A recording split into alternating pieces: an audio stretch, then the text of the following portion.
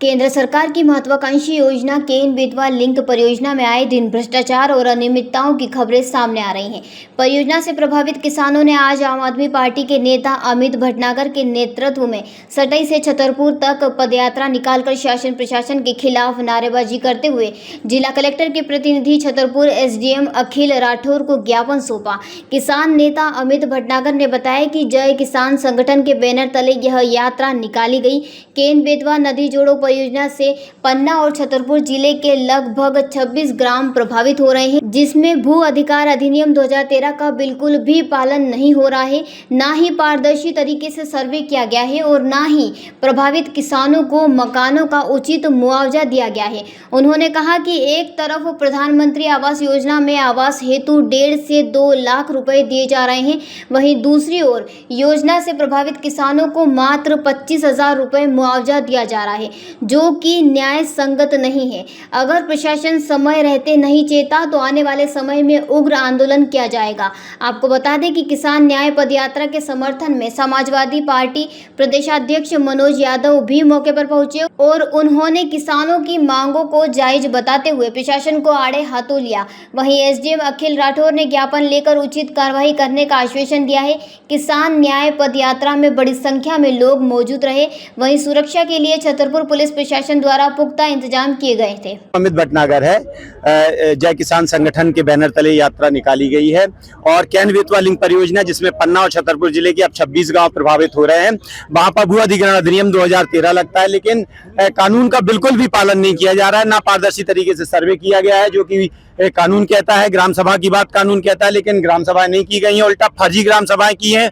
जब किसान यहाँ पर आवेदन अपनी मांग लेकर आया है, या तो प्रशासन ने उनको झूठे आश्वासन दिए हैं या डंडे की नोक पे प्रशासन जो डंडे की नोक पर इस देश को और इस क्षेत्र को चलाने की कोशिश कर रहा है। हम किसानों की अपील है, चूंकि नए कलेक्टर आए हैं, कि हमारी जमीन गई है, कम से कम जुबान तो सुनिए। इस शीर्षक के साथ हम आए हैं। हमको आशा है कि वो हमारे साथ संवाद का एक रास्ता खोलेंगे और कानून का पालन होगा। हमारी दो ही मांग है, या तो कानून का पालन करिए या 26 गांव में बम पटक दीजिए, सबरे लोगों को मार दीजिए, है ना, या कानून का पालन करिए।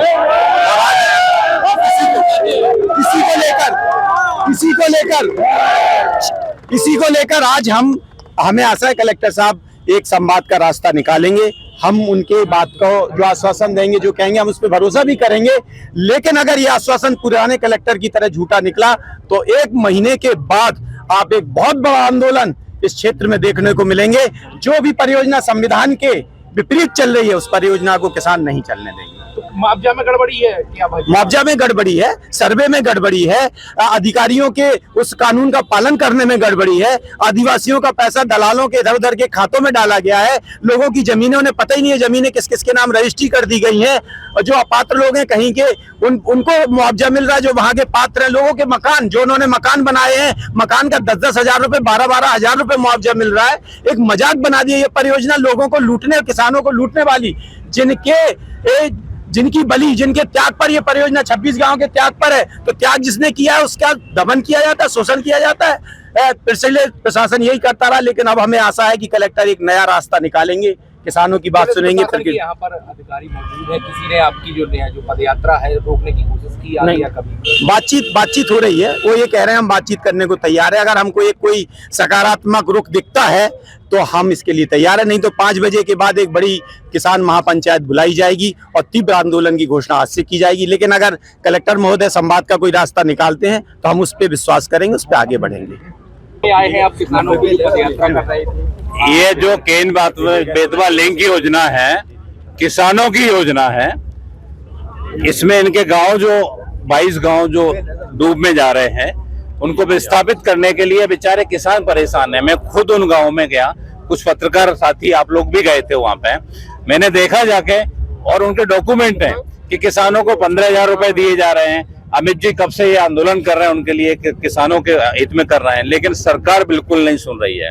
हमारे माननीय राष्ट्रीय अध्यक्ष श्री अखिलेश यादव जी ने इस मुद्दे को संसद में उठाया था कि किसानों की जमीनों से कितनी जमीनें सिंचित होंगी, कितने उद्योग धंधे बनेंगे, लेकिन बेचारे किसान को अगर उचित मुआवजा है तो क्यों नहीं दिया जा रहा है।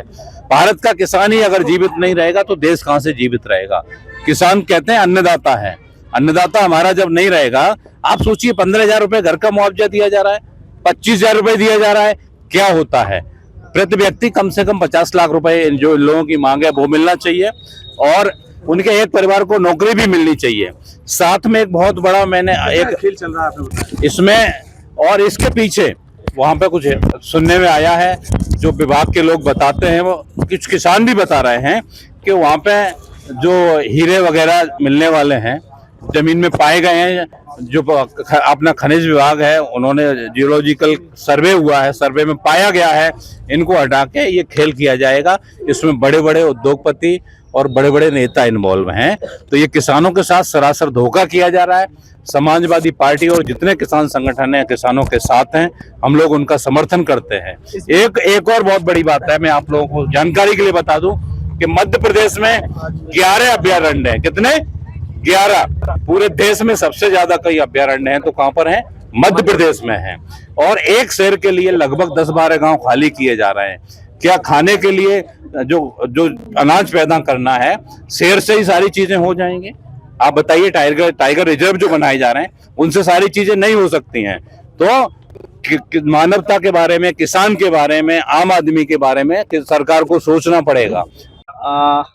आज पिजावर अनुभाग से कुछ लोग यहाँ पर आए हैं। उनका कहना है केन बेतवा लिंक परियोजना को लेकर कुछ उनके साथ संपूर्ण उनको पैसा नहीं मिला है, तो उसको लेके वो ज्ञापन लेकर आए हैं। तो उनका ज्ञापन लिया गया है और उसको परीक्षण के लिए संबंधित एसडीएम कार्यालय में भिजवा दिया जाएगा। सर, प्रधानमंत्री महत्वाकांक्षी परियोजना है केन बेतवा लिंक परियोजना, और इसमें अनियमितताओं की लगातार शिकायतें आ रही हैं। प्रशासन की तरफ से क्या अग्रिम कार्रवाई की जाए? प्रशासन पूरी तरह से पारदर्शी है और संबंधित अनुभाग क्षेत्र में जो भी परीक्षण उपरांत जो भी मुआवजा बांटा गया होगा वो निश्चित रूप से उसका वेरिफिकेशन हुआ होगा।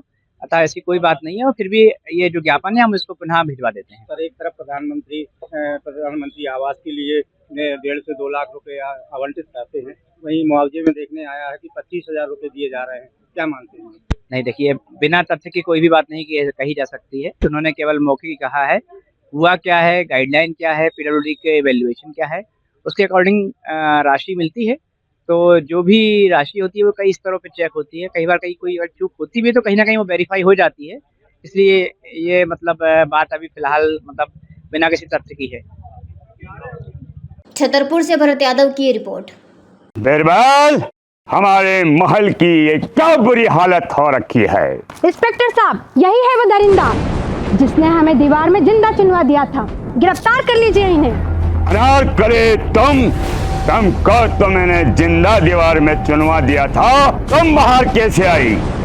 जहांपनाह, मैंने तो आपसे पहले ही कहा था कि अनारकली को बाप जी एएसी ब्लॉक से बनी दीवार में चुनवाते हैं, लेकिन आपने मेरी एक नहीं सुनी। अब भुगतो। बाप जी एएसी सीमेंट ब्लॉक्स, इसमें ना सीमेंट और रेत की जरूरत होती है, ना ही तराई करने की झंझट। लाल ईंटों के मुकाबले ये ज्यादा मजबूत, किफायती और फायदेमंद है, क्योंकि वाटर प्रूफ के साथ साथ ये साउंड प्रूफ भी है। काश मैंने अनारकली को बाजी ब्लॉक से बनी हुई दीवार में चुनवाया होता तो मुझे ये दिन नहीं देखना पड़ता। आप जहांपना जैसी मूर्खता न करें। अपने घर, भवन या मकान को बाप जी एएसी ब्लॉक से ही बनवाएं। बाप जी एएसी ब्लॉक्स, स्टील से मजबूती।